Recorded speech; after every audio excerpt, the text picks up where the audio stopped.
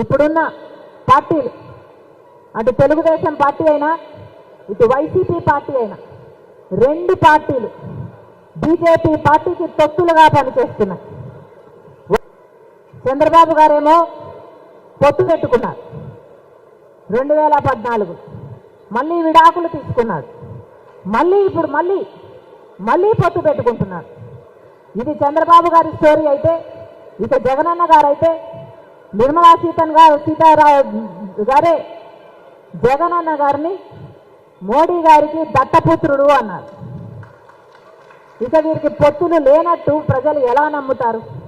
ఒకరిది బహిరంగ పొత్తు అయితే ఇంకొకరిది రహస్య పొత్తు, ఒకరిది సక్రమైన పొత్తు అయితే ఇంకొకరిది అక్రమమైన పొత్తు. వాస్తవం కాదా? ఇద్దరూ పొత్తులు పెట్టుకోలేదా? ఈ విషయాలన్నీ ప్రజల్లోకి తీసుకువెళ్ళాలి. ఈ విషయాలన్నీ ప్రజలకు గడప గడపకు చేర్చాలి. జగనన్న గారైనా చంద్రబాబు గారైనా ఈరోజు బీజేపీ పార్టీకి బానిసలయ్యారు కాబట్టి మీ ఓటు వృధా చేసుకోకండి అని జనాలకు చెప్పాలి.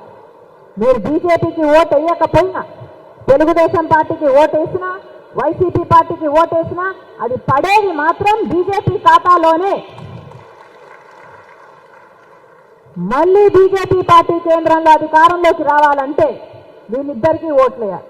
మళ్ళీ బీజేపీ పార్టీ రాష్ట్రంలో రాజ్యం ఏలాలంటే, ఒక్క సీటు గెలవకపోయినా మళ్ళీ మన రాష్ట్రంలో రాజ్యం ఏలాలంటే వైసీపీకి ఓటేయాలి, లేదా జనసేనకు ఓటేయాలి, లేదా టీడీపీకి ఓటేయాలి.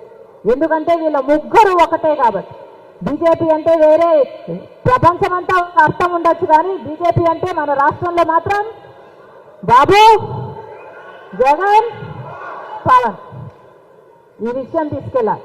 బీజేపీ అంటే బాబు, జగన్, పవన్. బీజేపీ ఎక్కడా లేదు, వీళ్ళల్లోనే ఉంది.